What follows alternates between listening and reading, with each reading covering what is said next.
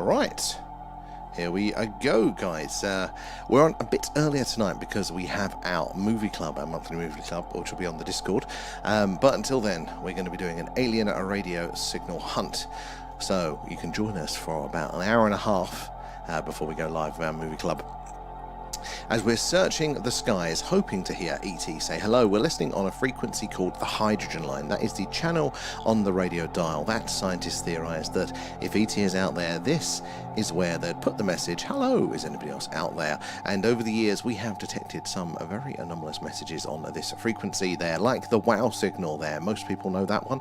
A very much looking like a technological signal coming from outside of this earth, and we're listening out for similar messages tonight there. So we've got our radios on screen there, and why is that one not working? Give me a second, let's figure that one out.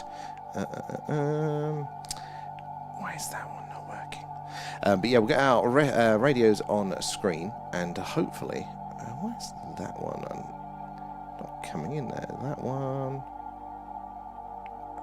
Oh well, I'll have to figure that one out later on tonight there. But yeah, so basically, as the Earth rotates, our dish is going to sweep across the night sky. They're passing over various stars and their planets. Hopefully one of them is going to be sending us a signal there. And if so, we're going to detect it on the screen tonight there on these various radios that we're seeing here. And Kate is, yeah, you are an early bird. You are first in, Kate. How are you doing? Very well done. So yeah.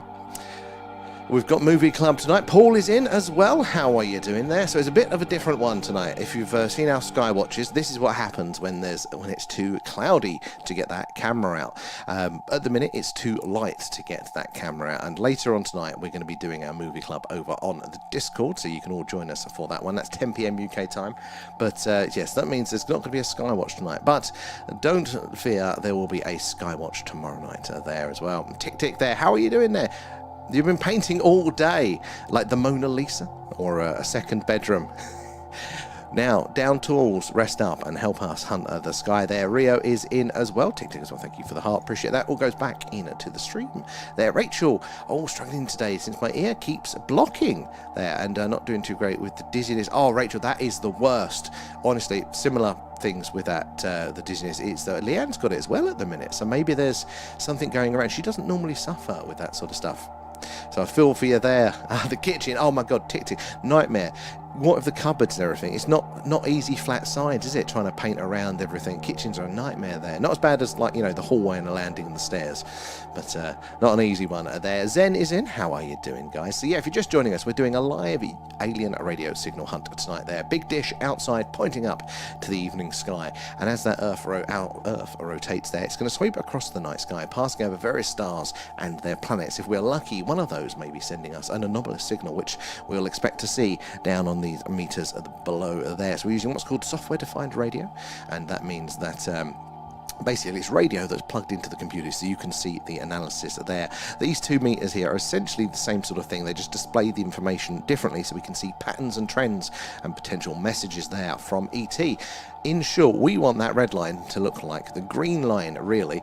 If we do get a signal on screen, it will be only up there for between 30 and 90 seconds, because at these distances, as we're the Earth rotating there, that dish is only going to be on, off, and over the target for about 30 to 90 seconds, depending exactly how far away it is. Over the years, we have detected a number of anomalous signals as a species there, and as our technology gets more and more sensitive, we are detecting more and more anomalies. Now, for us to push them over the line to say they are definitely alien, it is quite tricky, but it is still possible. There's a lot of these anomalies out there that science cannot explain. You've probably all heard of the wow signal, but there are many, many more ones indeed there. In fact, some of them look to be coming from some very close by stars. In fact, our closest stellar neighbor there, Proxima Centauri, which is literally the house next door in space terms, may well be sending us these signals. Is that a pretty cool thing to think that there could be an intelligent civilization that close by, that they're either more more advanced than we are, or at least at the same technological level there to be sending those signals. But it is a very interesting one, isn't it there? Now, it is not like the skywatches when there's field of activity, but you never know. If we do get lucky, we do see that spike on the screen there. It is like winning the old lottery there. And it's all good there, Kate, there. The ferals are settled as well. Now, don't jinx it, Kate. I thought it was a bit early for that there. It's horrible there, playing The Sims 4 on off there. With Kate and her ferals. Can you play multiplayer on Sims now? That's pretty cool. We'll have to. That's a good idea, Rachel. We need to mobilise the ferals. You know, we've got an army sitting there, Kate. We need to put them to good use for the stream. There. It's like a game of Twister with a brush. Oh, it really, really is. I'm a bit. I like it. Nice square walls, and I can do that wall. Then I can do that wall. As soon as there's variations, it messes me up there.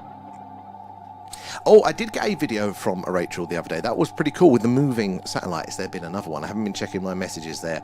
I'm slacking there. Toby's in as well. I'm in the Brecon Beacons there. Where are you? So, Toby, we are right in the heart of Crop Circle country, down here in Wiltshire in the UK. We're not too far from Stonehenge, but we are right to say in the heart of the action for the strange and anomalous, which is really good when we're doing those sky watches. These skies are alive. Now, not so much of a benefit that, you know, when we're doing this one. We're listening out for messages potentially coming from deep space, so you know, location on Earth doesn't matter too much there. But the Brecon Beacons, I love that. Whereabouts? Whereabouts? Have you seen anything strange in those skies? These more rural areas there, less light pollution, more chance to observe the phenomena. I think there, and I see the hearts on screen, guys. It is the likes, the shares, the tapping away that helps us reach more and more like-minded people there. Rob is in over on the tubes there. Terrence as well, and Gaza. How are you guys doing? Blue Nose in as well. Thank you for the gifts. Appreciate that. Gifts, the subs, the super chats. Even the Patreons, it all goes back into the stream. They're helping us improve what we do there. And Kate with her army. Yeah, she's raising an army. They're all over the tubes the other night. Oh, were they really? Oh, I should have said, Kate, I could have said hello to them. There. Oh, not satellite, it's a craft. Did I say satellite? I mean, yeah, it's the moving object there. That was really, really interesting to see, because the way it moved, Rachel, I really liked that. It was very, very interesting. There. Good evening, Blue Nose. How are you doing, Captain? And Kate as well. They had been fighting over a window, so I put them on the stream. Yeah, honestly, it's the solution, Kate. Get them there, get them tapping away.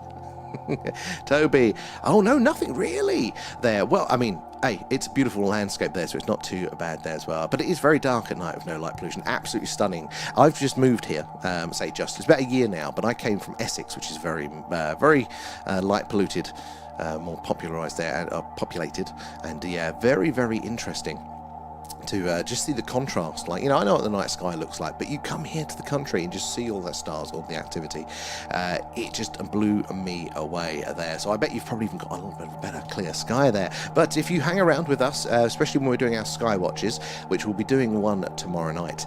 So yeah, if you hang around, you'll see some interesting things in the night sky. Hear that? I just took a dizzy turn there, seeing that star, a gift get sent there. Oh, I get the fear, Rachel. Honestly, it's so uncomfortable. We take our balance for granted. I struggle with films, even if I'm not having a dizzy spell.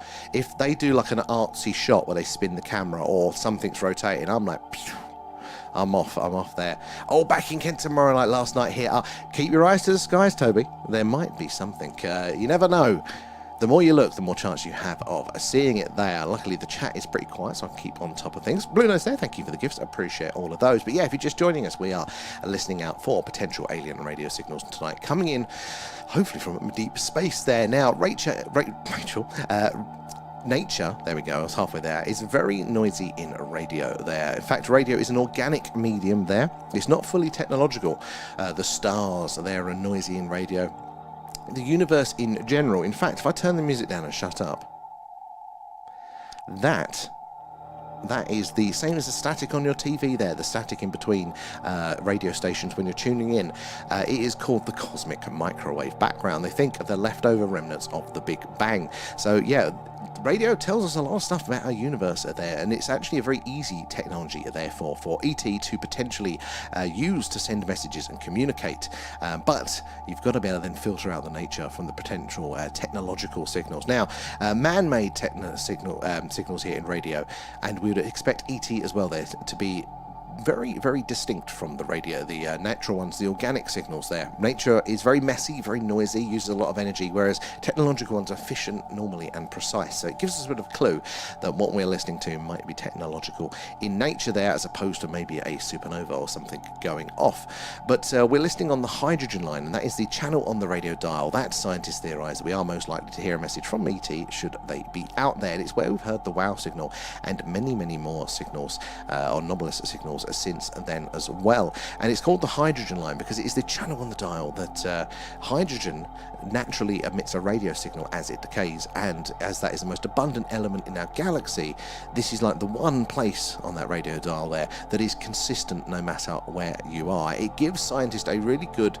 baseline to understand the universe. So we'll always have scientists monitoring this frequency for those radio scientific purposes to learn about the universe. So no matter what our technology is for communication there, we'll always be monitoring this frequency, and the same would be true for ET scientists as well. If they understand radio technology, they'd probably do the same as well. And that is why we think that if you want a message to be heard there, out of all the ways that you could communicate that with light, with maybe some sort of quantum property here, or radio, then this is the best place to have the most people potentially hear it over the distances of space. So we are particularly looking for a very specific type of message. It's a civilization sending the hello, is anybody else out there message, rather than just ET talking to ET or their, you know, their Amazon orders or anything like that. It's a very particular type that we are listening for tonight there.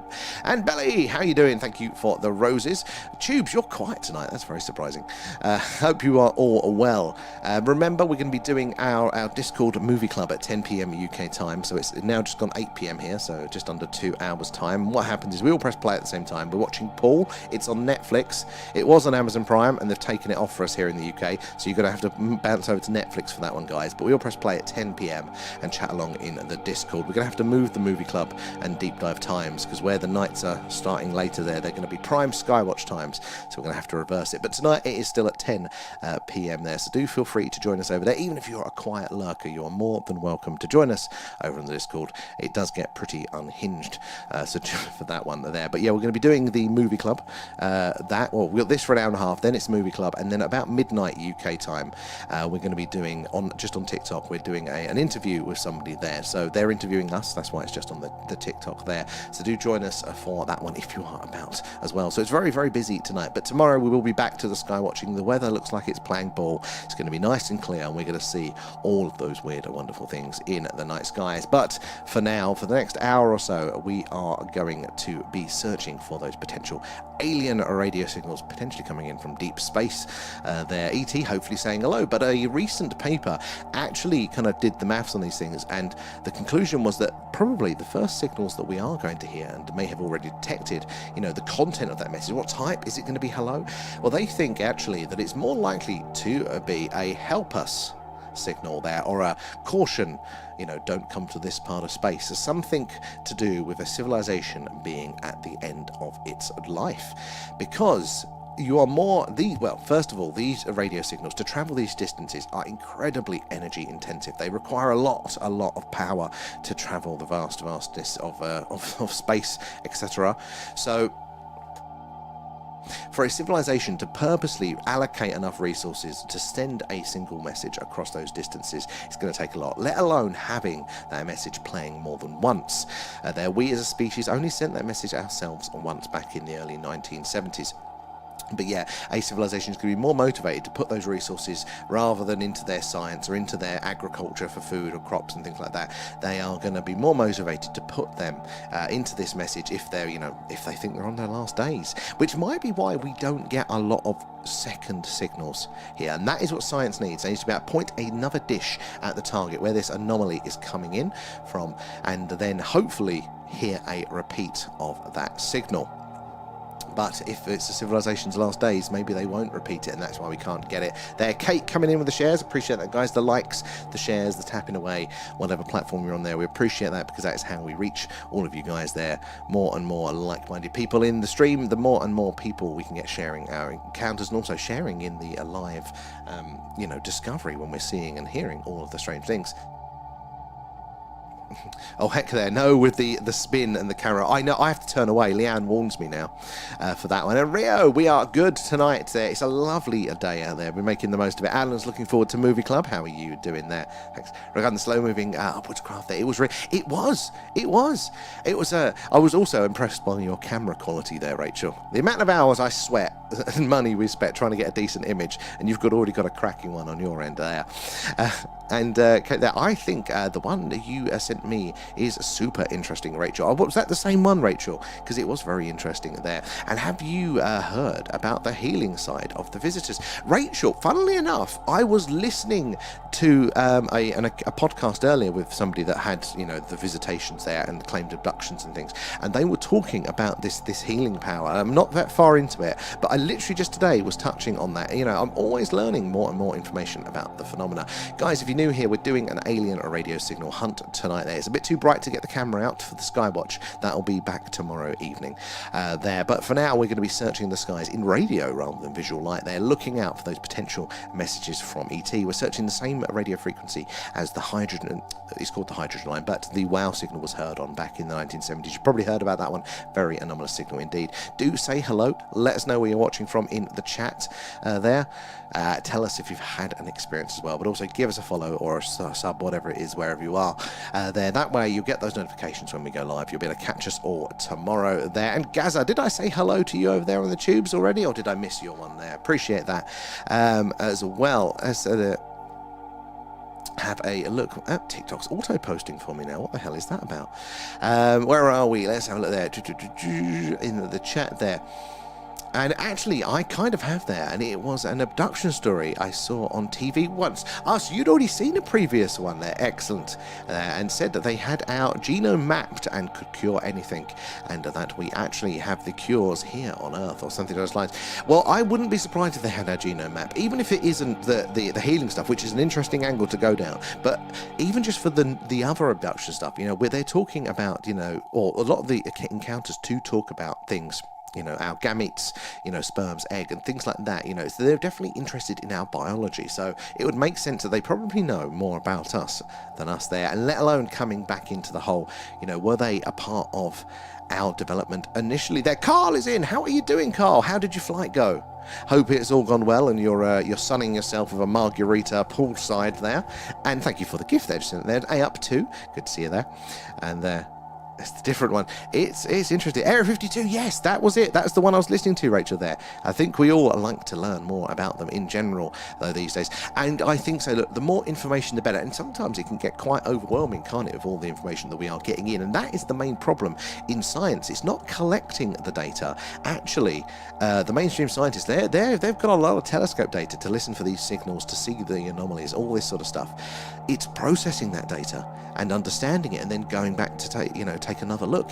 It can take 20 odd years sometimes. No wonder if you hear a signal from an alien planet there, and remember what we mentioned earlier there, they may be sending these signals as a sort of an SOS there. It might be their last, and you hear that signal, it goes into the data banks only to be discovered 20 years later, and then it takes you another couple of years to get telescope time to point back to the source, and you're not hearing it again there. Well, how long are they going to wait around if things are not going too well for them? For me, it reminds me, our current way that we search for alien and intelligent life there, it reminds me of the, I got a knock, my Ring doorbell goes off, and then 5 hours later I answer the door and go, nobody's here. Well, couldn't have been here, anybody here in the first place. It is very much like that there. And Rachel there, I was just watching that one just before you came on there. Great minds think alike, Rachel. Great minds think alike there. But yeah, I'm only, I think, about half an hour into it or so there, and I had to come on here. And Ben there just popping in to say hello there. I'm a bit busy. No worries, Ben. I hope it's good busy. It's a Friday night. You're partying away there. If you're about later, we will be on on TikTok there for an interview about midnight UK time there. And Carl there, sat in a villa in Albania. Flight wasn't too bad there. A little shaky, but was okay. Well done, Carl. Honestly, it's such a big hurdle for me, the idea of getting back on a plane after my last experience there. So, good for you doing it, and hopefully you're going to have a fantastic time. Remember the duty-free oversized Toblerone there for Alan. And Thomas, they're saying that astronauts are seen holding onto string when they're in the spaceship. I've actually, some people have said this. Now, I do lean to the mainstream explanations that we do have the International Space Station up there. There are astronauts, we went to the moon, etc. I do lean that way. But there are some interesting cases or pieces of potential evidence there that are often shown. Somebody did show me a video once before, and it really highlights that maybe gravity or the lack of gravity isn't acting as you would expect there, or little things like that. I haven't done a deep dive myself. I mean, just the fact that we see the ISS go over is one of the things I do think it's up there, because there's something big up there. But hey, you never know. Look, shenanigans have been played there, so I'll never fully close the door on it there. Could one of the tubers do me a quick favour and type some message, anything, in the chat there, just to make sure it's still working there, because sometimes the YouTube chat plays up and I haven't seen a new message in a while, which is very unlike YouTube. So I just want to check that is still working successfully. The last one I've got there is Gaza, so hopefully it's still updating and you guys are just chilling out there. And do you believe that? And also, they said that they filmed the moon landing in a pool there. Well, they do. NASA trains in the pool. Have you guys seen that one? It's a massive, massive swimming pool that they've got a replica of, like the International Space Station and various other things in. And the astronauts do training in there because, of the closer to it there. Blah, blah. Thank you, Holcroft. I appreciate that one. Yeah, it looks like the chat is still working. And Living Light as well there. A truly amazing hello to you too as well. Appreciate that. It's good to know that we're still there. I just don't trust the technology. I didn't want you guys to be sending messages that then weren't getting seen and read there. So yeah, the pool, it freaks me out seeing that pool. I mean, look, I don't lean that way. There have been so many images now from other countries, orbiters and rovers and things like that, the moon landing site, seeing exactly what we'd expect. The detritus, the old buggies, the tire marks. Now, hey, that could be faked as well. But I think just the more evidence is there, the less likely it is. And recently as well, so back then we didn't have the orbiters in place there to photograph the moon surface to really know what the terrain was like down to that detailed level. But when you look back at the moon landing footage, all of the mountains and the hills that are in shot, they do apparently I've not done it myself there, they do apparently line up with now what we know about the terrain of the moon there. So it's things like that I go, look, more likely we probably did go. But I mean, they're always playing shenanigans. Would they do that in principle? 100%. Trust them as far as I can throw them there. He says he hates them though. Why? After they're healing his friend too. So I haven't got that part into it there, Rachel, but it's interesting. And I imagine that, some of them might be good, some of them might be bad. Or sometimes, it's our perception of their agenda as well. Even if they did have a fully benevolent, when we take an animal to the vets there, do they fully know what's going on? And do they still, dislike the vet? So it might be something like that as well. Adam is in as well. How are you doing? And thank you for the gifts. Up to there. Appreciate that. So it all goes back into the stream there. Super chats as well. For those there, and Shan as well, evening, good to see you there, and Anton's in there. And question to Carl there, was the plane dripping as it flew? My apologies to the last message 2 days ago about the extraterrestrials from 8-hour flight away. Look, no worries, we like the angles there. Was the plane dripping? Where are we? Where else? After my chat has skipped ahead. Let me find out where we are. Back over on the TikToks there. No, there we are with Adam there, and I believe the moon landing happened there, and the Artemis 2 happened too there, and people need to get over to it. No, look, I'm not. I mean, I do believe the other ways, but that's the thing. I leave other people to their thoughts, because you never know. Even if they're not fully right, they may be right in something else there. Other differences of opinions are like an immune system.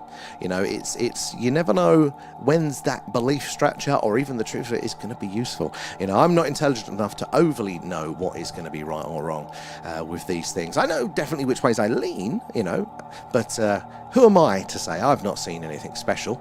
I mean, we've seen some strange things in the sky, but I'm no scientist. I'm not big-brained enough to know otherwise there. And they are saying that if they were in space there, why are there bubbles in space? I haven't seen the bubbles, but yeah, well, you wouldn't have thought there would be bubbles in space, would you?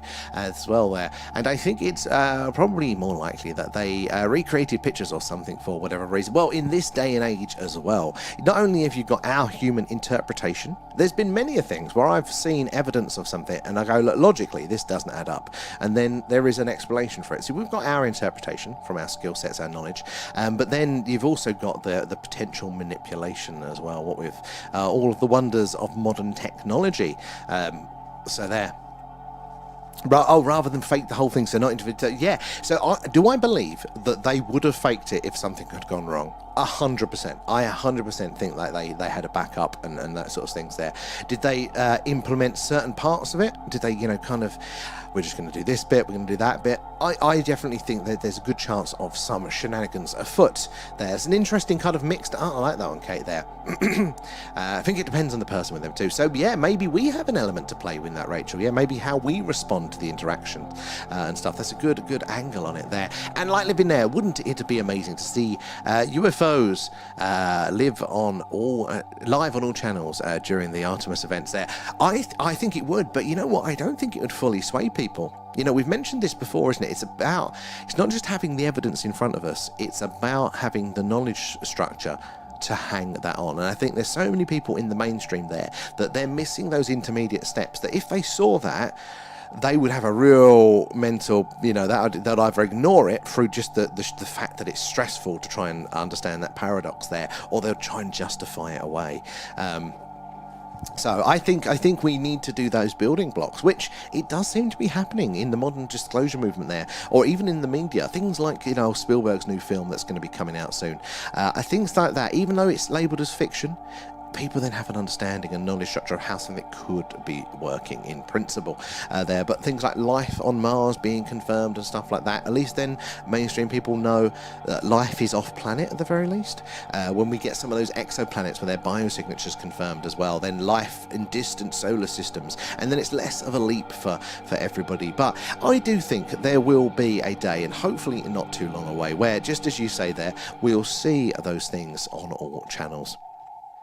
But I think even in that main day and age there, we never, do we, as a culture, because we are multiple cultures, and we'll never all agree, will we, on what we're seeing in our interpretation. And to a degree, maybe that's a good thing. Maybe that's a good thing, because we're never going to be 100% right, even our modern understanding of science. And this is one of the things that you see with the scientists. There's a bit of arrogance there. It's like, yes, we were wrong back then, but we're wonderful scientists, and we've learned. And now we have our big book of how the universe works, volume 12. But this is the book, guys. This is the book, don't question it.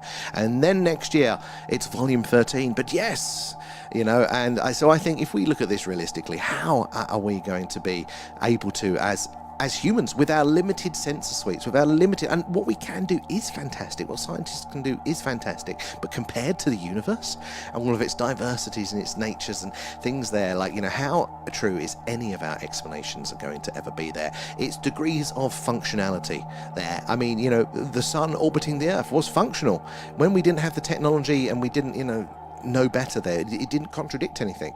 Then Newtonian physics there as well, that worked pretty well until our telescopes got so powerful and so precise that we could actually detect slight variations where it didn't fully match up with Newton, and then we had to have Einstein come in with general relativity. So it's to degrees of functionality. We'll start to notice the holes the more our sensor suites kind of come in there. So true. I really do think so, but we never do, we as a species, that learn to be a little bit more humble with it all there. And guys, if you're just joining us, hello.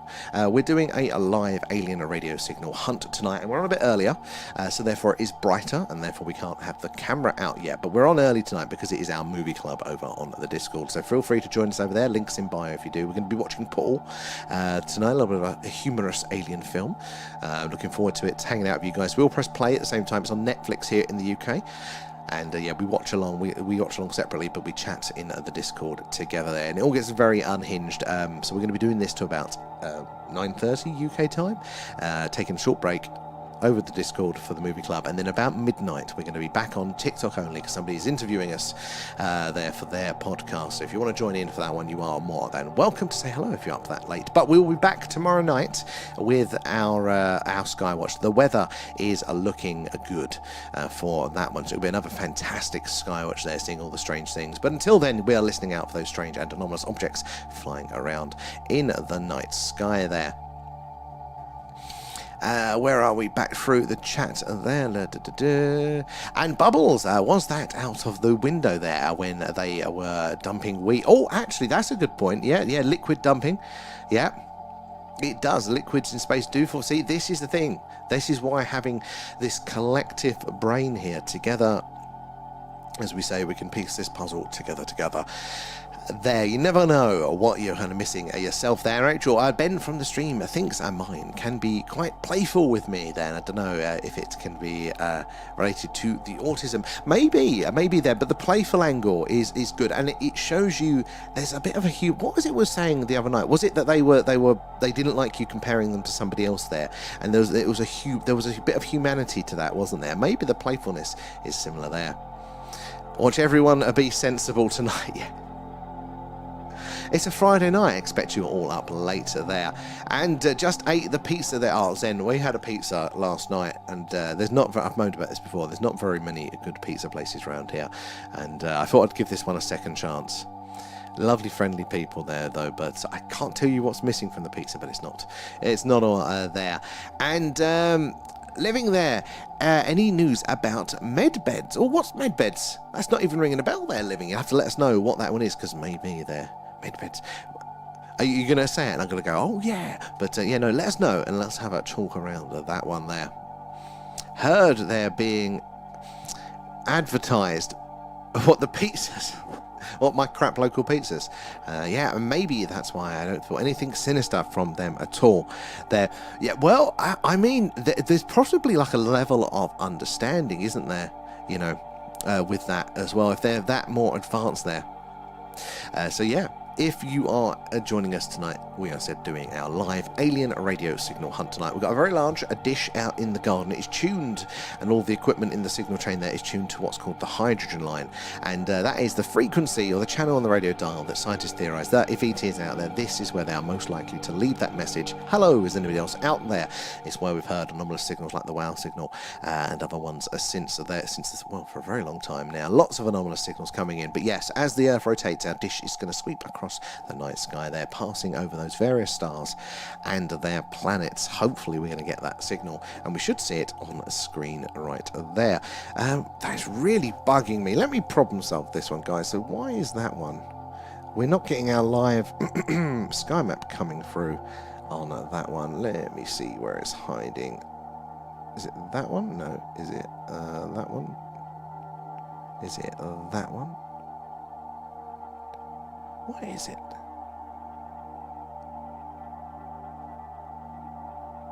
Hold on. Well, we're missing part of the grid there, or part of the information, but it's not too important. It just shows us what part of the night sky we are pointing to, where our dish is covering. At the minute, we've got not really close by stars, but there's still thousands of stars in range of the dish there. Well, there's a lot to do with trust there, and she even feels that they can put their trust in me. Well, that's what trust is, isn't it? It's understanding, isn't it? It's knowing or having confidence that, you know, somebody's behavior is predictable to various degrees there. You know, trust is also, it's not a conscious thing as well. It's when you think you know that somebody's behavior is going to be predictable, then you can have trust, and it is sort of relative there. Often we pretend, don't we, to go, well, I forgive you and I'm going to trust you, but really it's a subconscious thing there as well. It's very interesting, isn't it? Like, what qualifies for us individuals there, why we trust people to the degrees that we do.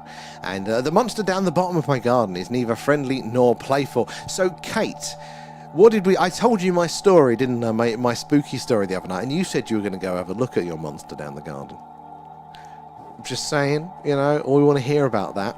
And Sean is in. How are you doing? Oh, I want to put the pickle on now, the overlay there.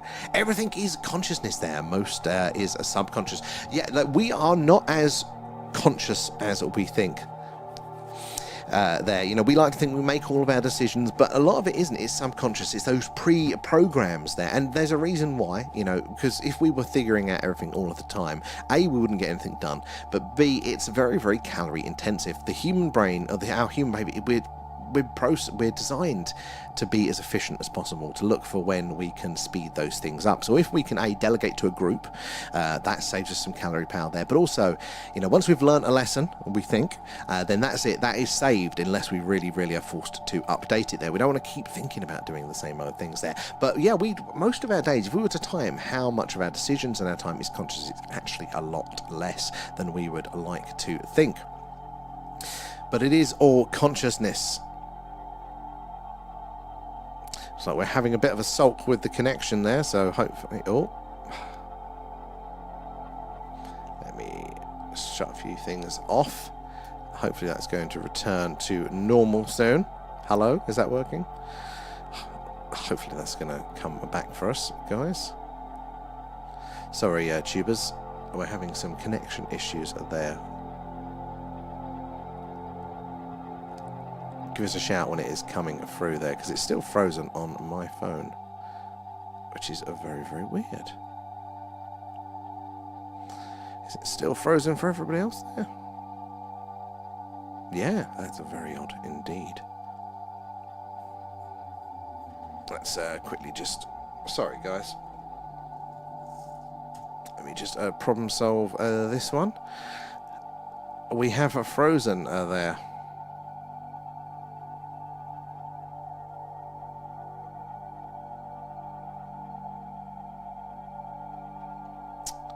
No, nothing's meant to be using everything there.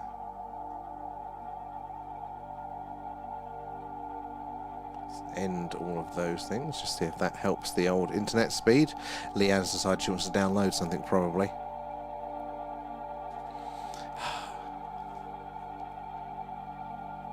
Ah, thank you, A up there.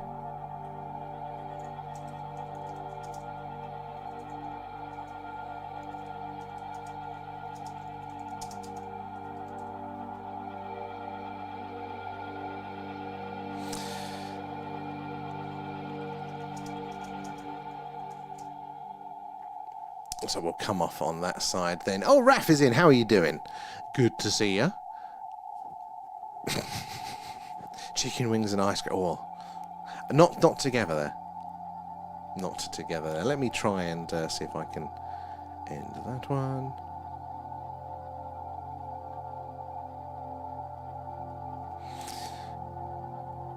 Let's see if that one wants to work.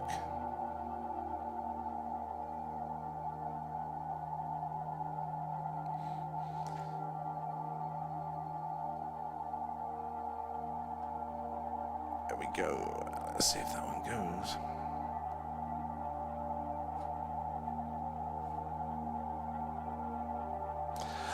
Technical issues, guys. Give me a few seconds. We'll get there. Ah, Maya is in as well. How are you doing? So let's see if that's going to work across the board. Somebody locally is using all the internets. See if that's going to work there. There we go. It looks like it's working now. So, yes, right, where was we, guys? But anyway, yeah, we're doing a live alien radio signal hunt. We are searching the hydrogen line, listening out, hoping to hear ET say hello. We're going to be on until about 9:30 tonight. So about an hour's left. Skywatch again tomorrow.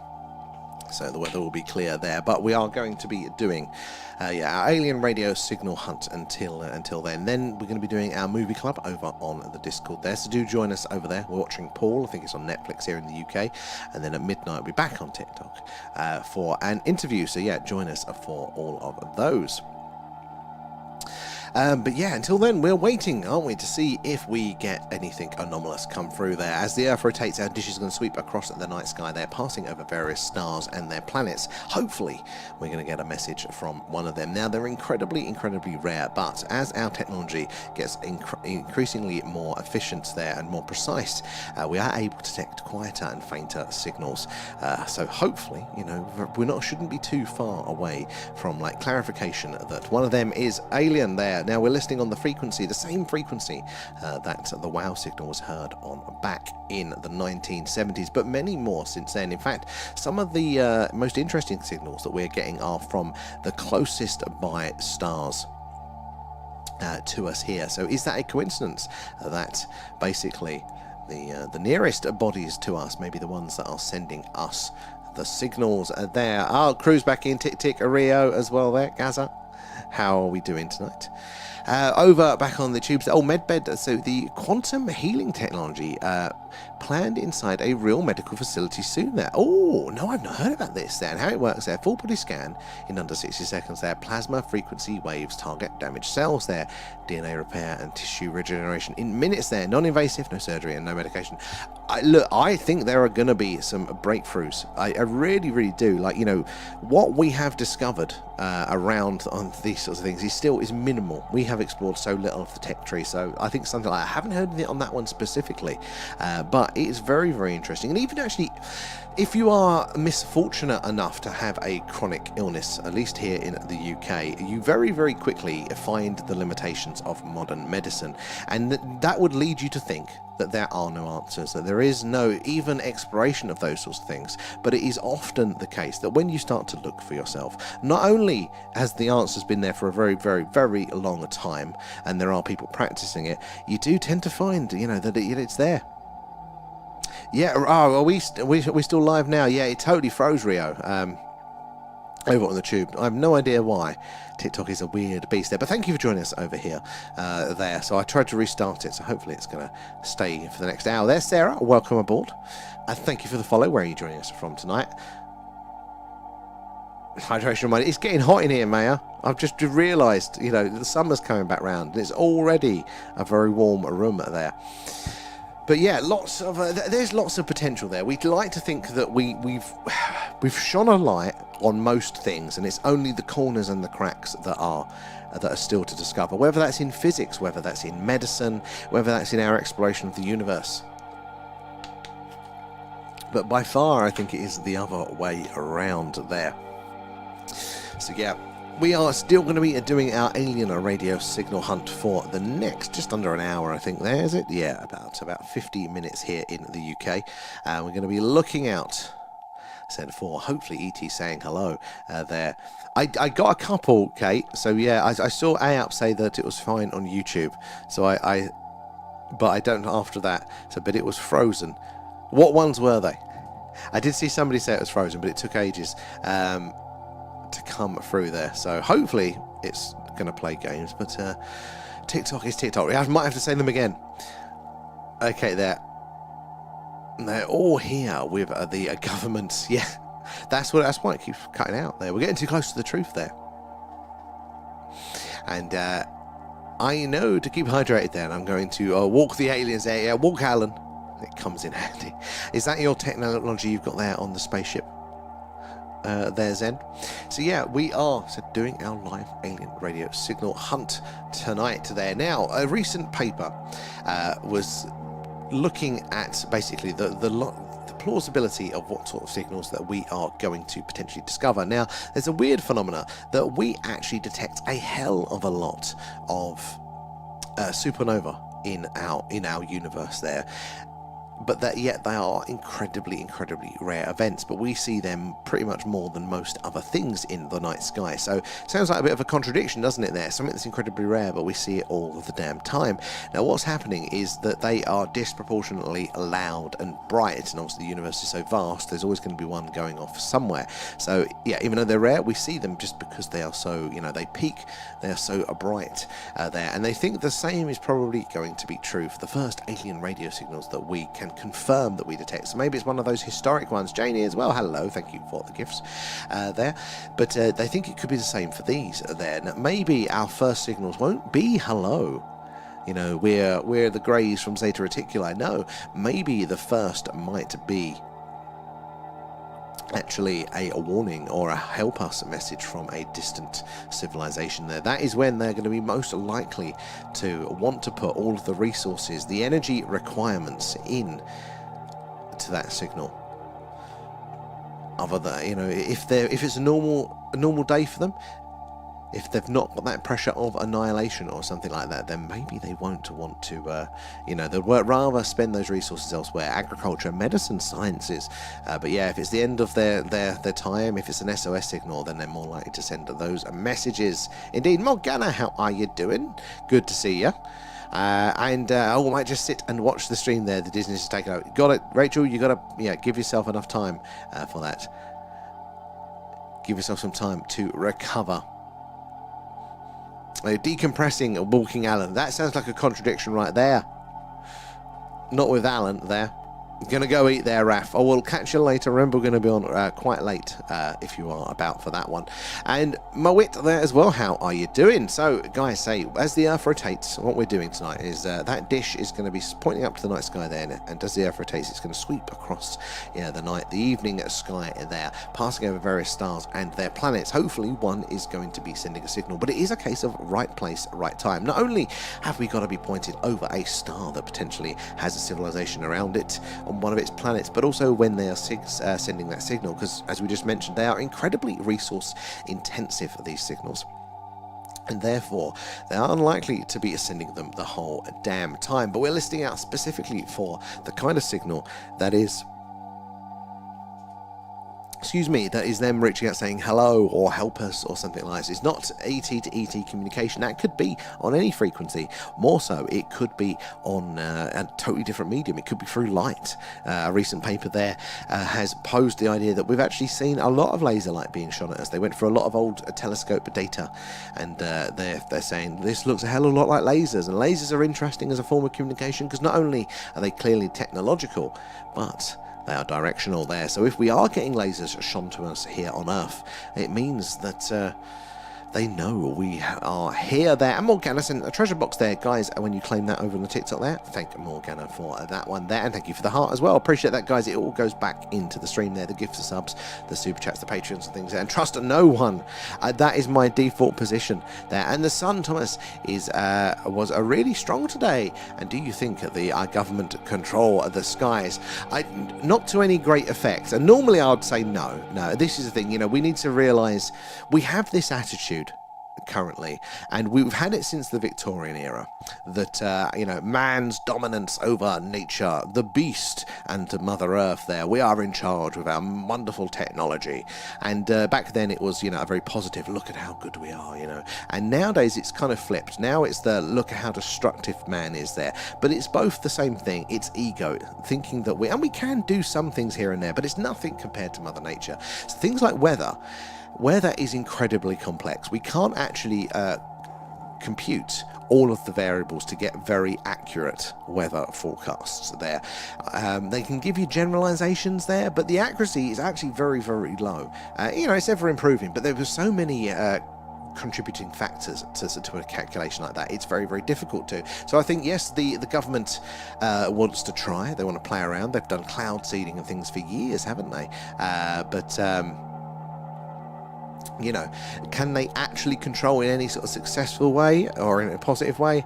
I don't think so there. Although I do find it, and this is a bit tinfoil hat, guys, you'll have to forgive me here, but it jumped to mind, and now I can't unsee it. But we had our government here in the UK talking last year, towards the end of last year, about green lighting them, basically screwing around, cloud seeding with our skies, putting stuff in our atmosphere to create more clouds, to therefore reflect the sunlight back, cooling down the planet there, counteracting global warming. Now, whatever you think about the warming, whether it's, whatever there, messing around with weather is never a good thing because it is so complex, and it doesn't just affect us here in one country, it affects everybody around the world, and a lot of the time, it's hard to undo that. But yeah, they were talking about screwing around with the clouds. And then what happened this winter? What happened? Well, we had our longest run on record, didn't we, of cloudy, rainy days, quite by some margin. So 2 + 2 equals screwing around in my books. Now, they might not have, but it was a bit of a coincidence, I felt there. Kate as well coming in with the gifts there, and Rio feeding Alan. Alan's your first gift of the night. Nom nom nom. Thank guys. You there, Rio, as well, guys. It all goes back into streamer there, improving what we are doing. Let's have a look. Oh, it's really foggy for you, Rio. We had lovely weather down here today. There, you had all of your good sun the other week. There, now someone had a cloudbuster. We want that cloud busting technology there for our skywatchers there. And Sean, they have their hands in everything there, and all the bad guys and the good guys they control. This is, I totally. It's not so much that they're not doing the things that people say. It's just maybe to the degrees that, but yeah, they're screwing around with all sorts of things as well. Mother Nature could wipe us off this island tomorrow if she wanted. Oh my God, and the planet. And it has happened. Look at the extinction events and things. Like it's crazy. We are nothing. Does not mean that we are not responsible for some of the damage that we're doing. Doesn't mean that we can't also choose to be better. But I think it's we've got to place ourselves in the right pecking order for these things here. And Sean, their data centers ruin the watershed there, and they pull out all the water, and some evaporated to somewhere. Well, that's another consideration actually there. The rule of unintended consequences, isn't it? There that you don't know what you don't know, and you have to have time to see what's going to happen there. The best wills in the world, and there are these things that you just don't appreciate there, and that could be another one, especially as we're getting more technologically dependent. What are those associated, the adjacent effects that we haven't even considered, and things like that. And Sinkers in there. I've said this year will be a scorcher because of that winter.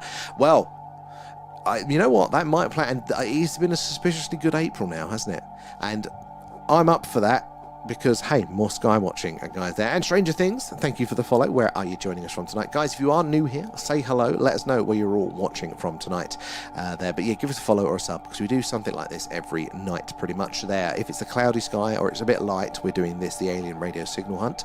But if it's a clear night, as it will be tomorrow, and every opportunity is clear, we do a UFO, UAP, Skywatch. That's what that looks like there. We look to the night sky here in Wiltshire in the UK, right in the heart of crop circle country, for all of the weird and wonderful things in the night sky there. Sean, San Diego. Oh, I do like a bit of San Diego there as well. For summer, #1 right now. Yeah, probably will go miserable. Always catches me out. As soon as I put shorts on for the year, that is it. It's nothing but shorts.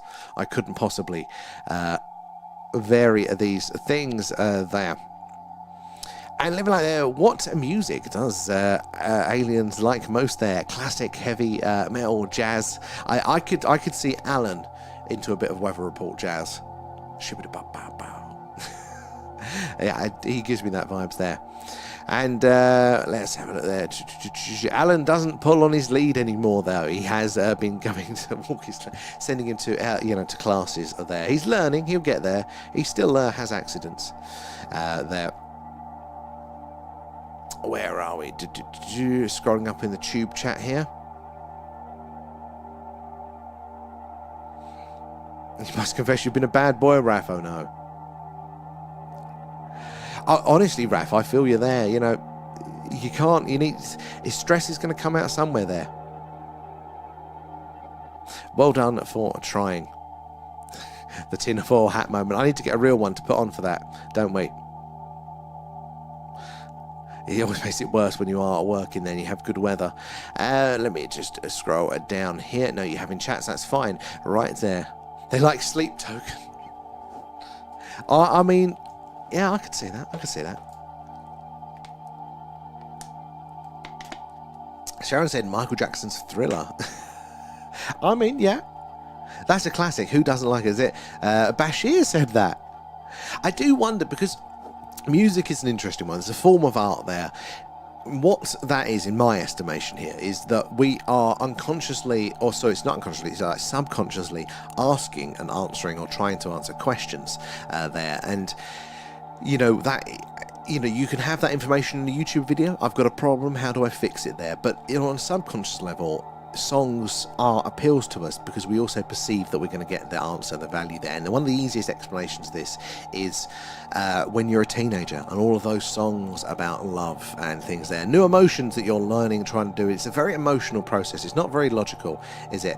But it my God, why is TikTok just doing automatic posts now? That is weird. God knows what he's posting.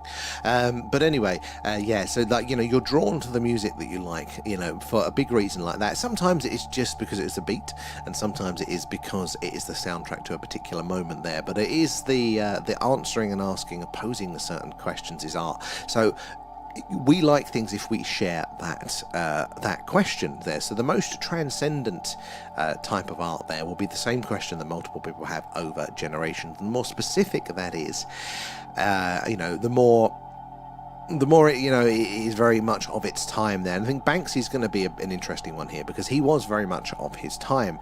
Now I think he shifted over into the commodity and decoration, so people buy him now because of what it was there. But the actual art spoke to people. It was art. It was posing questions and trying to answer them, you know, back in the day, just as we were as a society here, Western society, realizing that sometimes we can be the bad guy. Maybe we're not always doing these things for the right reasons there. He was kind of highlighting the hypocrisy of the establishments and things there through a very good medium which tied into that. But he's still asking the same questions, and we're all pretty much aware of that now. So that's why it isn't quite the same. That you'll see Banksy in the headlines, not for the art pieces really, but more for the price that it goes for, which points it is, again, it's more of a commodity and it's more decoration. But yeah, so would aliens share the same questions that we have? And therefore, would they appreciate the same art? I imagine some of the transcendent pieces there would as well. Gonna have to have a cat collection. I have no problem with that, Kate. You're very right. I'm gonna have to find myself a decent tinfoil hat there. They sleep. They like Sleep Token and TikTok. That's why they dumped me back on Earth. Is that on part of your comic, Kate? You're gonna have to do we have to set you up a little separate comic thread so I can read them all from, because I've missed a few. I think I've missed most of them. Read them all on your little adventures there. They're hanging out for Spotify. What's alien Spotify like there? And I sing songs to myself, my soul, and connecting with it there. And when he was found out, he wanted to remain hidden. He's not the same man who ruined him. What the aliens did, or the community, or the state ruined him there. Let's have a look back over to the tube chat now. There is a Stargate at Stonehenge? They're living light. Well, you know what? I would have said before no, but look, honestly, okay, yeah, there is alignments there. There is seasonal alignments, isn't there? And that's why they think it's a calendar for crop planting and stuff like that. But you know what? A structure like that, really? I don't know. I mean, maybe there is something to it there. Maybe there is something else going on. And with the evidence that we have to hand at the minute, the limited fragments that we can piece together, you know, like, what can we say? I don't blame the mainstream for kind of going for something kind of boring there. But Stargates are an interesting one. You know, there's not been a lot of content around. There is some, but not a lot there. And most of it is more... It's more people speculating around the same sort of thing there. There isn't a lot, like with the UFO stuff, you've got an individual cases of crashes and abductions. There's not many people that go, I discovered a Stargate in so-and-so, so-and-so. There's a few recently. But again, it's more that somebody else did, and it's very generalised there. But I find Stargates absolutely fascinating as a subject, and I want more on it. But there's a few things coming out recently. But, you know, the ancient Egyptians spoke about literal Stargates, not in a conceptual or a metaphorical way, literal ones. You know, saying you go through that gateway, you will end up in that star system, and you know, they're star systems that we know today. So maybe there is something going on. It does point to an adjacent tech tree or something interesting like that there. Stick to the sage. And TikTok is freaking me out. Oh, yeah. I feel you there. And but where do we stand on Banksy? It's one person, or is it a group thing? I think it came out recently. I think it like properly leaked, not just a normal speculation. I think a newspaper did track him down to his Robin something, his name is. And if you look at him, he's an overweight 50s bloke now, obviously, from Somerset. He lives in Bristol, but so he looks like a proper farmer. And you go, what? You're the international... But I think that was confirmed, that was him. He was one of the people that was speculated. Yeah, he just looks like a farmer. He dresses like a farmer as well. You're like, no wonder you didn't get caught. So I think that's real there. Do I have my ice cream now or leave it later for Paul? Oh, Raph, shit. Ice cream. I want ice cream now. Damn you. I'll have to send Leanne out to the shop, I think. I want ice cream for Paul there. I promise I will eat a whole tub to myself. Gonna go and chill. It's a long week there. Mayor, thank you for stopping by. Dressed up there. Maybe join us for the movie club if you're about for that one. And he wanted to remain hidden there. He's not saying they ruined him. The community. Oh, Banksy. Sorry, I was thinking of Bashir there. Yeah, so yeah, they did out him, didn't they? There. But I mean, look, this is the same thing happened. Banksy is talking about the same sort of thing because we're products of our life experiences. These are the holes that we notice on our journey. And if you are creative there, maybe you can express that through an artistic medium there. But the problem is, when you get a bit of success there, you stop going through the same journey that other people have, and therefore you don't notice the same problems, and therefore you become less relevant. You see it all the time. Musicians there, the same. See the musicians that, you know, you drift out of them because they become sort of a meme of themselves. They will be making music about the same things. You know, same as love, and you know, when you're in your 40s and stuff, it's not the same issue that it was, and the same as importance to you there. So you kind of fade out of them there. You still like the classics because that represents, you know, those times. But yeah, there's not many. There are some. There's not many artists that can, you know, go through life on the same shared experience that their listeners have, and then, you know, sing about the problems, write about the problems that we all have. There, you tend to kind of diverge at that point of success. And I think Banksy, for me, is very much along those lines. At the time, I think he was really good. You know, it was that convergence, not just the medium that he chose there, but what he was talking about. But Banksy, nobody would have liked Banksy 10 years before that, because we weren't as connected. We didn't have the internet. We weren't seeing as much of the negative side about our sort of communal behaviour there. We wasn't as aware, you know. But all of these media channels kind of got us closer together. It means we've seen the missteps of our community there, and therefore we were noticing that it was in the background of our mind. And then somebody like Banksy brings that up and says, actually, you know, we're not always the good guys, you know, or the authority isn't always the good guys, whatever the message was. It's very, very interesting to analyse that. And Kate coming in with the heart, thank you, Kate there. Oi is in, good to see you there. And having a crap day there. Your drone just fell from the sky there. Battery critical. Oh my god. Oh my, that sounds expensive there. Oi. There, even though it was 100% charged, some sort of error.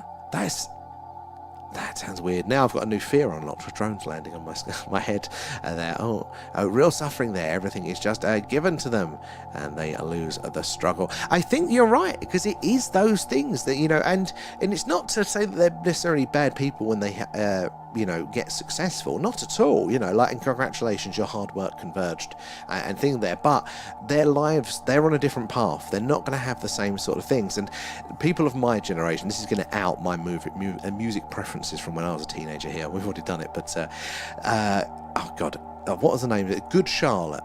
So I was into me emo stuff, and they got famous for a song that was Lifestyles of the Rich and the Famous, and it was a hilarious song lampooning celebrities, complaining about the attention of the masses of their fans, you know, like going, oh, you know, it's so hard being rich and wealthy. And that was their number one hit that they got famous for. And then, as it 5-10 years later, their one song was I Just Want to Live, and basically it was that they didn't like the pressures of fame anymore, or being hounded by their fans. And the irony, I think, slipped them there. Some people did say it was a conscious one, but it felt very real there. But that is the sort of thing, you know, the struggles are, you know, you're not going to be speaking the same sort of things, so your relevance dips away there. And I could remain hidden forever there, and he wanted out there. Well, he did well to remain hidden as long as he did, you know. Very skilled in those sorts of senses. And Empty the Sea is in there, and it just had a new software update, and so I think it's that. And did you guys they bloody should, yeah, like, if there's a new update, you'll be waiting, because they won't want to do it through choice, but get on the forums, find everybody else that had that, and if there's enough pressure, then they will go, sorry guys for that. Yeah, it became their hit. Yeah, oh, it was. It's both of them. I quite like them. They're good songs. But yeah, it was you're thinking like, surely surely it's got to be a joke. You know, they've got to be self-aware enough to realise what you've done here, lads. But I'm not sure though. And sure, they still play. And last year we're on stage with Luke Holmes. Oh, Lollapalooza. I don't know Luke Holmes there, but yeah, no, they're still about. But it was just funny that you know, their hit, what got them famous, was complaining about celebrities complaining or highlighting it, and then they complained that they were, you know, the pressures of being a celebrity. Which, look, to be fair, anybody in that position, it is hard. It's something that us lowly, you know, poor people, we don't have to deal with that, you know. So, you know, it is a bit of a struggle, I can imagine, trying to do that. But, you know, you got to have one foot in the thing there. Our anthem was good. What was they did one with stuff that I thought was a banger, didn't get enough attention, and it was The River. Was it The River, or was The River the guy that they collab with? I can't remember the name of it now. That was a good one there. Hey, Paul there. Been away for a while. How have you been? I hope you've been away doing wonderful, exciting things there. And over to the tubes there. Let's have a look there. Any idea why old Elon there is so obsessed with the letter X there? And does it stand for the planet Nibiru? Ooh, interesting. You know what? I hadn't put that connection together. Musk, he's one that I take a bit of a counterpoint to a lot of people with Musk there. Like, I think he's very literal. Like, if you look at everything he does, he's very, very literal with these sorts of things. And I think X appealed to him just because it is a simple or one letter. I think there's a Greek thing to it, isn't there? Like symbolism or something to do with like everything, because that's what he wants to build on everything in one app. Like, he's looking quite far into the future, and his version of that, he thinks it is, you know, bringing everything together. But I mean, I don't buy into that Elon knows about the UFOs and stuff like that at all, because he's a first principles guy. He wouldn't waste money developing Starship, for example, or anything rocket based, if he knew there was even a hint of the possibility of other technology. I think he's quite narrow focused with these things, and there's clues to this as well, like, you know, and it shows you that intelligence gets siloed. The more intelligent you are, the more it gets, like, you know, it becomes very targeted there. And so you can look at him, brilliant with this business stuff and, you know, rockets and all this sort of stuff. He's undoubtedly pushed the needle in those areas like a fantastic amount. But then you look at how he performs publicly, or you look to his relationships there, and you go, man, you've not progressed beyond, you know, like a teenager, like a young teenager with your relationship skills. So I think he's very, very narrowly focused on those sorts of things. But it could be an interesting correlation there. And Raf there, once you get that big there, you can never stay hidden. It's sad, it's the price to pay, isn't it there? They go hand in hand there. My favourite was the monkey with the headphones. Oh, monkey with the headphones. What one was that? It is ringing a bell there. But yeah, it's part of it there. Oh, ghost of an alien seen in Epping Forest this morning. 3 a.m. Oh, that is awesome. There. Green it there. That is, like, what type of alien was it? Who reported it? I've not heard that one yet. That is a pretty cool one. Combining both worlds, guys. Let's have a look there. And weird though, because I don't obsess over songs because of their lyrics. So there's a couple of reasons for that. Because it doesn't have to be that. It can be just the melody of it there. And songs need to follow a certain predictable pattern there. Hence you've got keys and things like that. Because if it goes out of the pattern, it's very jarring. But there's a satisfaction of it getting to the next fitting beat there, and we can like it purely for those sorts of reasons. Yeah, there are loads of songs you go, I have no idea what the bloody lyrics are about like that. But again, look, we are very unconscious in the same way that dreams are very conceptual, right? You know, you might be having an argument with your boss, right? But your dream that night that there's a dragon and you're cowering behind a rock and you've also got some asparagus in your hand, like, you know, and you go, what the hell's that got to do with the price of tea there? But the brain on that level is very symbolic there, and the dragon is the threat, you know, and it's showing you that you feel under a threat and you've got nothing to defend yourself with, hence asparagus, like that sort of thing, like that. So again, it can be those sorts of, you know, it can just be the beats, the tones, it can be one of the words in the things, how it makes you feel is a big part of it there. Numbers are very esoteric there. The esoteric world is very, very cool. The occult world, I think, has still got some values to play, and the more we're finding out in the modern day disclosure movement, the more interesting it is there. And I realised recently I have difficulty with auditory processing. Most likely, Kate. Well, it's a club. They all go hand in hand to various degrees there, and they have the technology just not known, and it could shut him down. It's that advanced. Well, if those reverse engineering programs are there, like 100%, that is the thing. So I think for no split second would he be messing around with rocket technology if he even thought for a second that it was possible to do other things. So if they do have it to various degrees, then totally there. And Morgana sent another treasure box there and some roses. Thank you for that. Appreciate all that, guys. If you're claiming the coins there, and the other gifts, and Paul as well for those. Appreciate that, guys. It all goes back into the stream there. But if you are collecting the treasure box, thank you, Morgana, for that one there. The conceptual asparagus there, Kate. There. And Disturbed, the sound of silence. Oh, I haven't seen that. I mean, I used to be into my Disturbed a very long time ago. I like it. God. There's some brilliant mashups now that come up on TikTok every now and again. And I'd forgotten about that song. Don't get much time for the frivolities of music these days, sadly. I need to hear this one, because Kate's a big fan, Raf, surprisingly. Guys, if you are just joining us, we're doing a live alien radio signal hunt tonight there. We'll be back with our Skywatch tomorrow.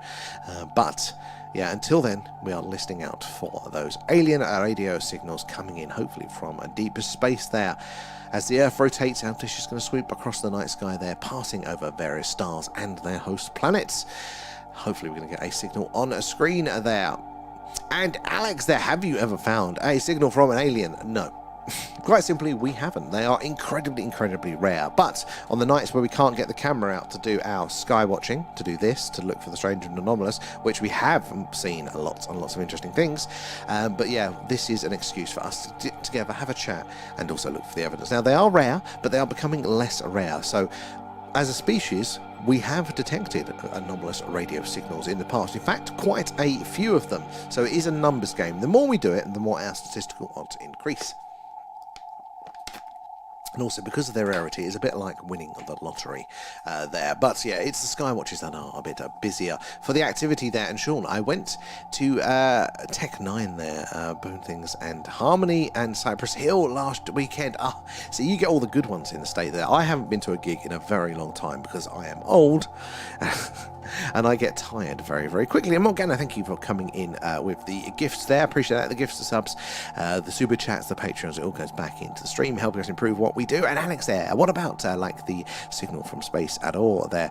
Oh yeah, so well, there are signals that do come in. I mean, we are getting certain jumps coming through, but the difficulty is that nature is very noisy in radio, and obviously us as humans are very noisy in radio as well, so it's trying to differentiate. So we're kind of narrowing our focus down to a very specific type of frequency, a very specific type of signal, on a very specific frequency to kind of increase our odds of being able to confirm that it is potentially alien.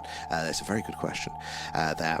So we're kind of refining our search, which then it kind of makes it a bit harder, but it also means if we do get it, then we can be much more confident that it is a potentially alien signal there. But yeah, we do detect certain things, but we are narrowing down to this range here, the hydrogen line and all around that, because that is where scientists think they are most likely to hear a message. It's where things like the WOW signal was heard before as well, and many more since then there. The Epping Forest alien is described as 9 foot tall and grey in colour with black eyes. So you do get to see, most common, the greys are quite small, but every now and again there are tall greys reported. That is very interesting. Epping Forest has got such a strange history in general with the weird and wonderful there as well. And everything is a frequency there. Language, music and alien signals. Living like you are not wrong there. Literally everything is a frequency. Solid objects, it's an illusion. It's a product of our experience. We are not actually solid. We are all on the electromagnetic spectrum there. It is very strange to get your head around, isn't it there? And I have a You didn't scanner there. No aliens, but pick the bombers and fighter jets coming into RF Moon. That is pretty cool. Radio is fascinating in itself. There are so many interesting things, not just the alien or potentially alien radio signals, but tuning into the ISS and stuff like that as it goes over. The number stations is frequency there, or the radio anomalies like long delay echoes and things like that. I'd like to explore it a bit more, but I'm not that good at it is the problem there. And too old for gifts that I'm you put us all to shame there. You were wrestling somebody the other day, so don't give me that. Like, I ain't got the strength there. You've done 4 in a week. Jesus, I don't think I would survive there. Jesus Christ, why is TikTok just posting all of these damn updates? That's very, very weird, TikTok. I have to find a way of turning that one up. Oi there, coming in with the gifts, feeding Alan. Kate too. Nom nom nom, thanks guys. And A-Up coming in with the gifts. Appreciate those ones, guys. It's very, very kind of you there. And it all goes back into the stream. Yeah, no, I ain't got the tolerance for gifts. I love music, but I haven't got the fun in me anymore. And then you slept for a week. Yeah, that I could relate to though. A-Up is an inspiration to us all there. And PJ, you're on the spectrum, did you say? We're all. That's the nature of a spectrum. We're all on it. There's not as far along it as you, though, Pete. Have you recovered from your questing? There. Is that a sponsor overlay, Sintub? Yes, technically it is. Yeah, that's Newelec. They make all of the electronics that we're using tonight, and we did a giveaway with them. It was during March. They gave away free the starter sets, so you guys at home can do it there. So a few of our guys in the community, I got those, which is pretty cool. So yeah, we're working with them. They upgraded our kit as well, so hopefully we'll do something like that one again. Good spotting there, Captain Pete. And you recovered from the quest? Wrestling a pigeon to get medicine down. Oh my god, they don't know what's good from, do they?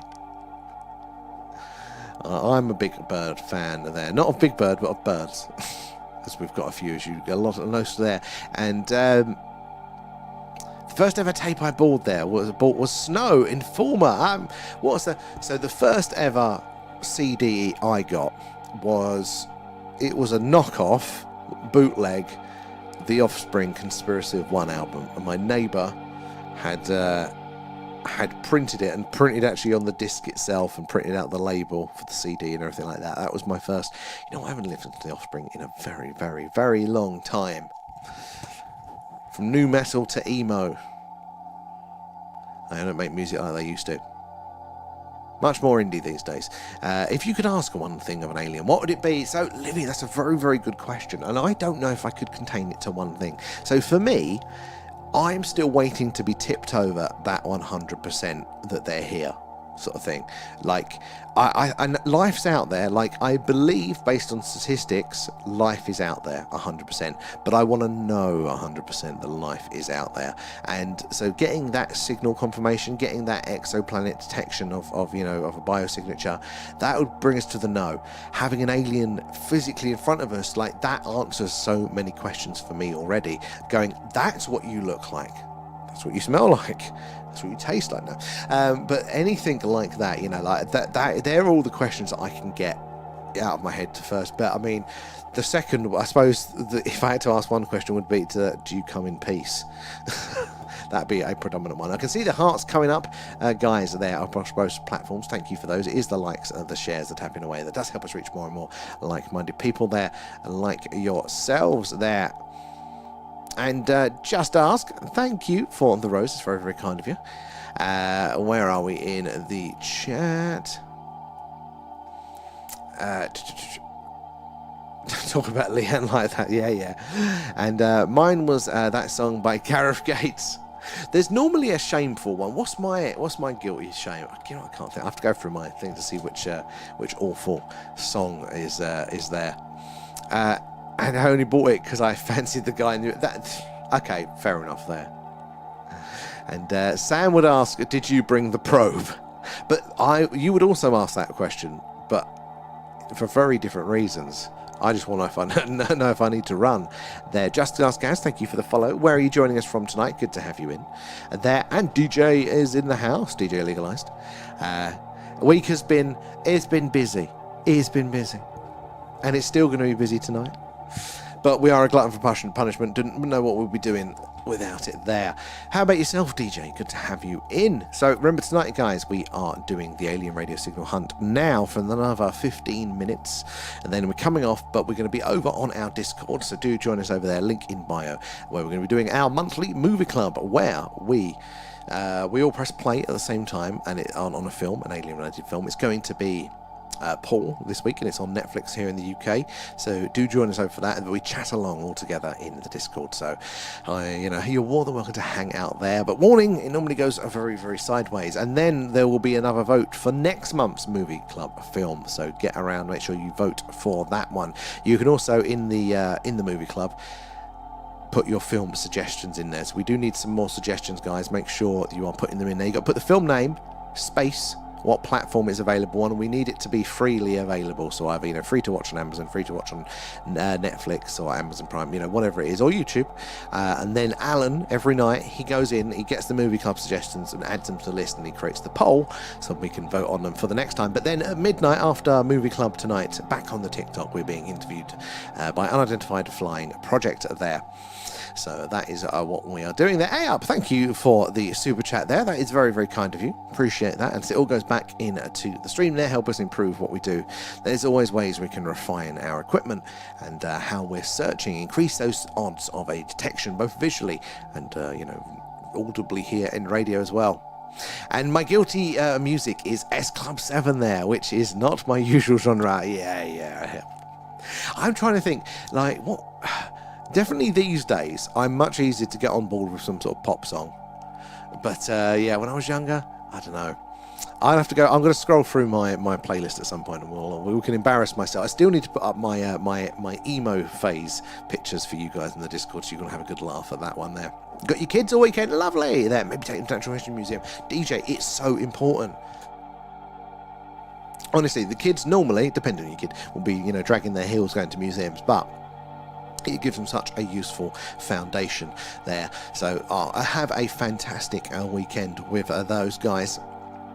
Just as guys saw a program where a father and daughter could summon aliens and anomalies appeared in the sky. Oh, very interesting. There's a practice called CE5, and it's sort of a meditation sort of thing, so it might have been that. I've not tried it myself, but lots of people, including some in our community, really, really do swear by it, like a real cause and effect that you can bring in these anomalies by it. You don't have a genre. I'll go from Foundations to NSYNC to Slipknot and same players. It's good to have a bit of variation and flexibility. I'll give you that. I'm more like that these days, but no, definitely when I was a teenager, definitely the new metal and the emo. And was on SETI. Oh, very, very interesting there. And the code found was later debunked there. So what code was this? There. So we've as far as I know, with the SETI ones that we've had signals, but we haven't had clear messages. And the signals that we've got are very, very, very anomalous. But they've not been able to push them scientifically over the line to fully confirm that they are alien. There. Ethan is in. How are you doing now in Oslo? Good to see you there. What do you think about all the scientists researching gravity going missing there? 13 plus just keeps going up. That's very interesting. I think not all of them will be, but there's going to be some to that. There is going to be some. Very, very interesting, isn't it there? And Chester Bennington was the gateway to scream music. Chester, sorely missed there. Sorely missed. A good old bit of Linkin Park.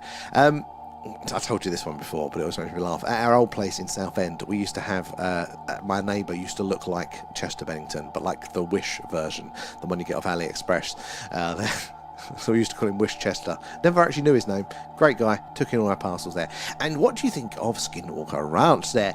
Very, very interesting. I think we need to separate the show from the location. Not to say that the show's bad or anything, but I haven't really watched it enough to do it there. But I think any show, just production deadlines, there's always a temptation to kind of like make certain things bigger than they are, because the phenomena doesn't perform to your production deadline. But I think the ranch itself is very, very interesting, and what I've heard of Skinwalker Ranch is also very, very interesting too. So I wouldn't write it off there. And back over to the tubes there. The first ever tape. No, I've done that one. Sorry there. And Private Tomcat is in. How are you doing there? And mine would be, where the fuck have you been? To the aliens, they go, we've been here all along, Raph. And sure it wouldn't be, do you want a pie? Sir Bentos. And, ugly there. Oh, what is more scary, a devil or an alien? Some would argue that they're very, very, very similar. I'm not fully biblical there. I like to take it quite in a sort of conceptual way. But, you know, maybe they're trying to depict something literal there. For me, I definitely lean more alien for that one there. But if they're right and the biblical devil is the real thing there, then A, I'm buggered, and B, I'm sure it'll be that will be the answer there. Nice choice. There, but and what? No, I've done that one there. And don't believe in the devil there, aliens. Don't scare me either. A up there. Ooh. Well, that might be a very, very wise place. Look, you know, if aliens aren't a threat, if they're out there, which we do think they are, then, you know, statistically they've got to have figured out, even if it's a long-term ship thing, to come here. And if they haven't buggered everything up now, they haven't invaded us, they haven't taken over, then that does point to that they, you know, they're either benevolent or at least, you know, not necessarily a threat. Now, there are other arguments around that one, but it is definitely one way that it can be interpreted there. My guilty is E17, Raph. I mean, that's a confession. I'll give you that. I definitely have James Blunt. I know that the older I get, the more I tolerate James Blunt. I think it's James Blunt, yeah. That's one there. I said a chat and I forget to actually write anything. Oh, A up there. Well, don't worry. You got the VIP queue. You can come straight through there. E70 took my little sister to see them in Leeds when I was a student. I mean, sometimes it's fun there. Oh, where's Viking? I've missed Vikings one there. Let's have a look there. Oh, no, that's why I scrolled ahead. Eminem, Slim Shady. Oh, my God, that takes me back. And and you love C5 out. I was thinking of you when I said that there. And got very good results there. The mental images and words, as well as lights in the sky there. And we aren't tourists. Why aren't tourists allowed to live stream in Antarctica there? A few months ago, some live streamer got their cameras taken off them. Like, that's a very good question. Lots of anomalies around Antarctica. I don't know the answer to that one. Is it the sheer cost of data? You know, it's just expensive. But you'd have thought that would have been more of a slap on the wrist rather than something else there. That is very interesting. I mean, Antarctica is a very, very interesting place, even by the normal standards of things. There, I think there is something interesting under that ice. Under the ice. There, whether that's still active, as some people say, or whether it is just remains. Very interesting there.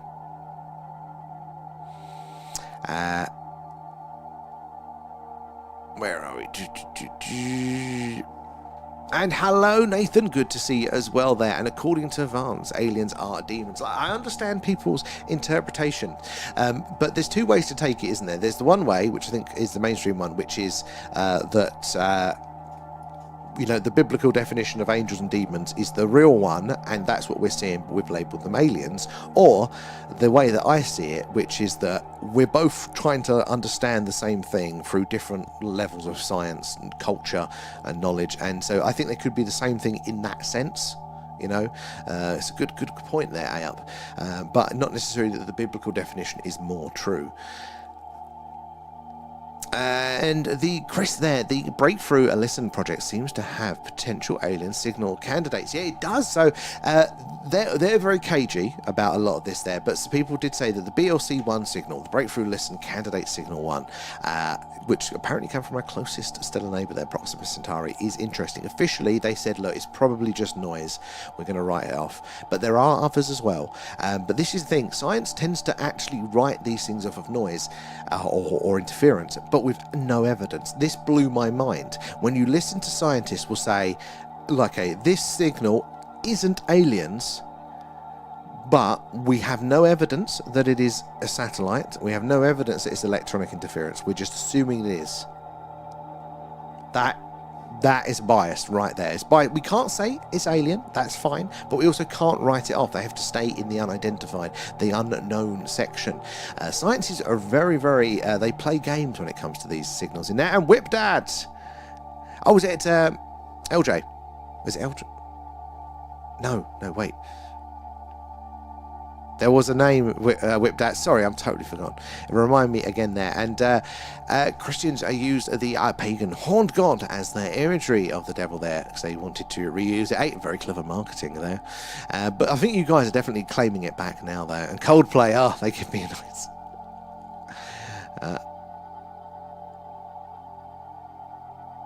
They said how much he's gone downhill there. Wait, which one was that for? Anyway, let's have a scroll back up there over to the TikTok, see where we are in the chat there. My first boyfriend got his lip pierced because I was obsessed with the guy.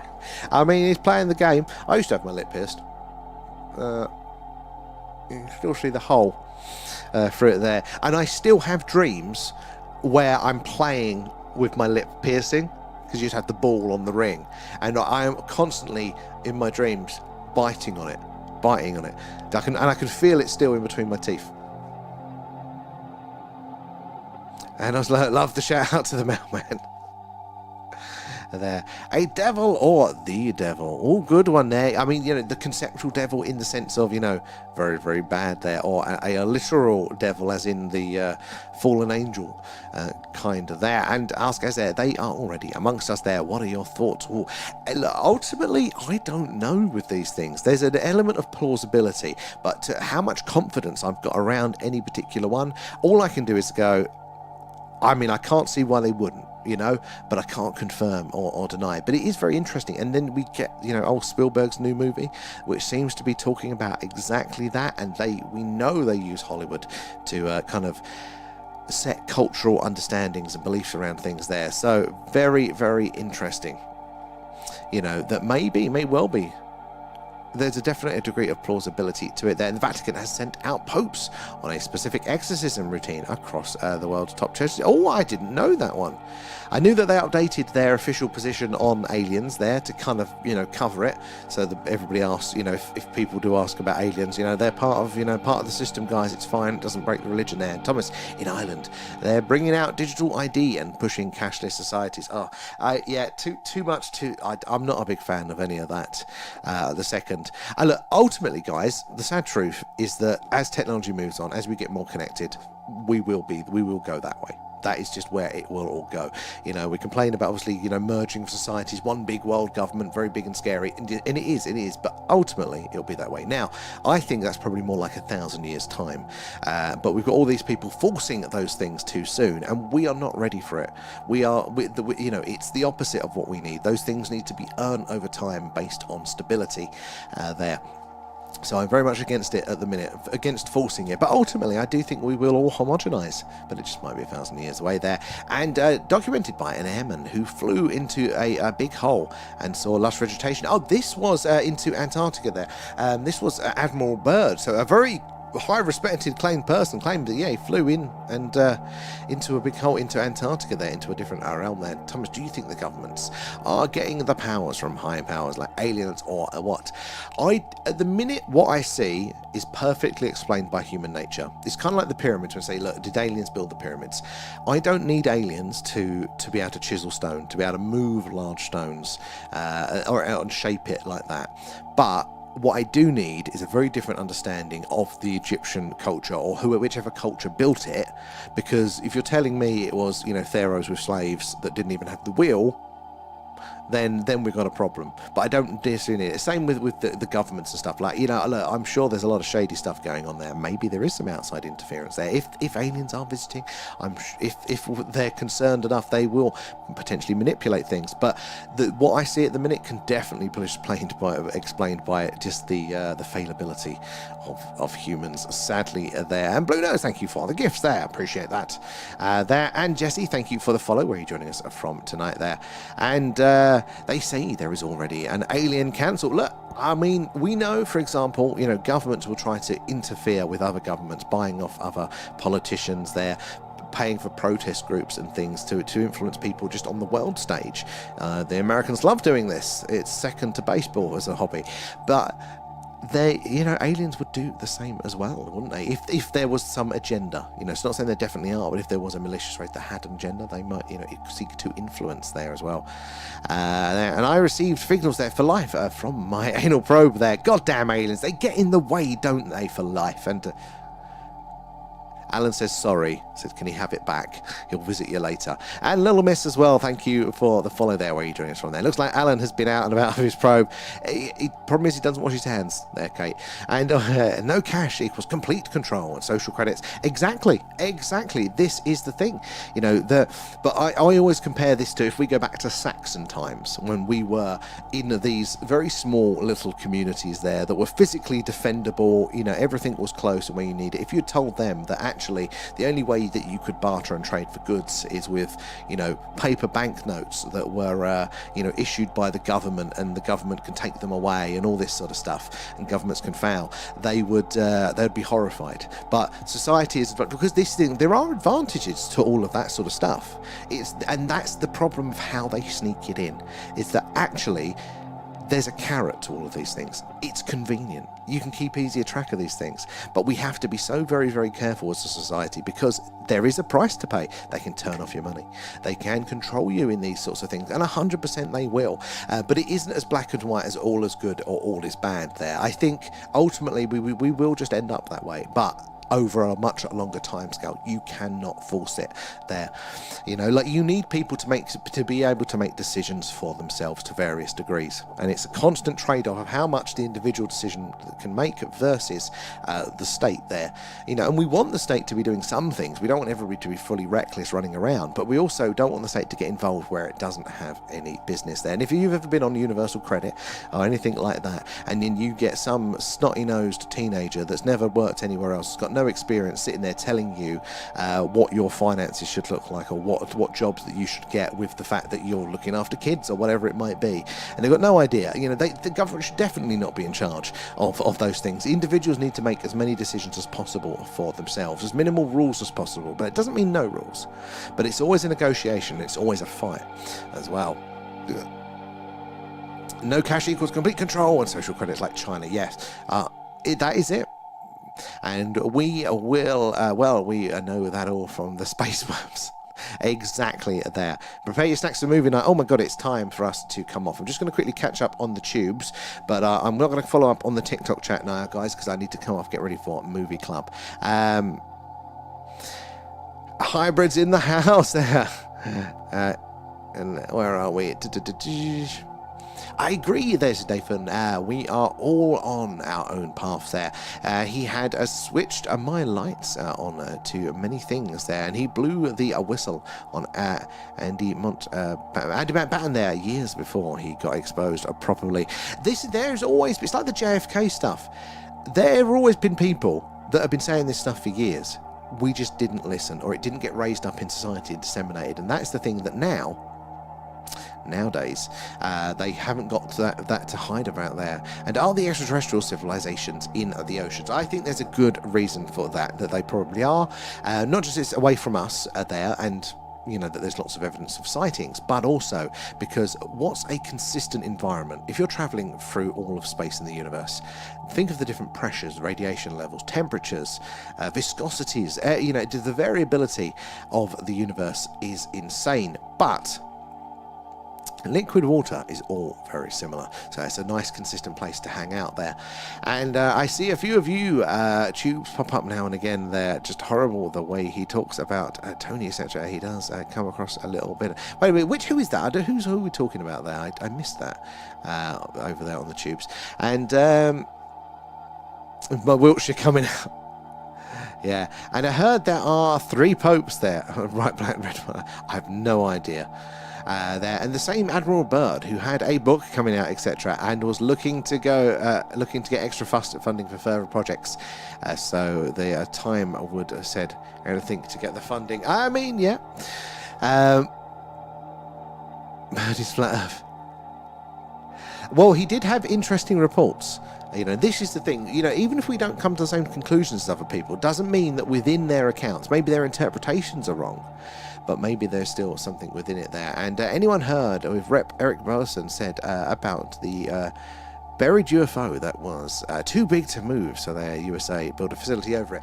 I've heard him talk about that, but I still haven't heard the specifics yet, and I really want to know that one. For me, the South Korea one is an interesting candidate, a very interesting candidate location for that. And we are forced to go cashless there, out for a gig there, football, etc. They're all cashless. They're bringing it in there. They are forcing it in. And, you know, do I think we are fully ready for it? No. But maybe the answer is that we're ready for it in a lot of ways, but the government isn't responsible enough for it. And the only way that that'll happen is that they push their luck with it.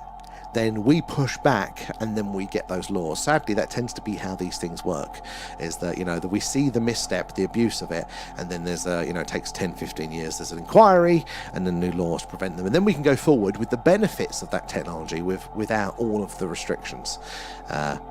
Be there for sure. So, guys, remember, we are going to be coming off now, so thank you all for joining us, hanging around with us. We'll be back on tomorrow night with our Skywatch, but we're going to be over on the Discord doing our movie club, watching Paul, so do join us there, link in the bio for that. Then back on TikTok for 12, where we are doing an interview. Somebody's interviewing us, so United Flying Project, I think it is. So do join us all for that one. Thank you everybody for your support. You're all awesome. Appreciate you all there. But yes, Skywatch tomorrow, so remember to hang out for that one. That'll be the normal times later on when it gets dark there.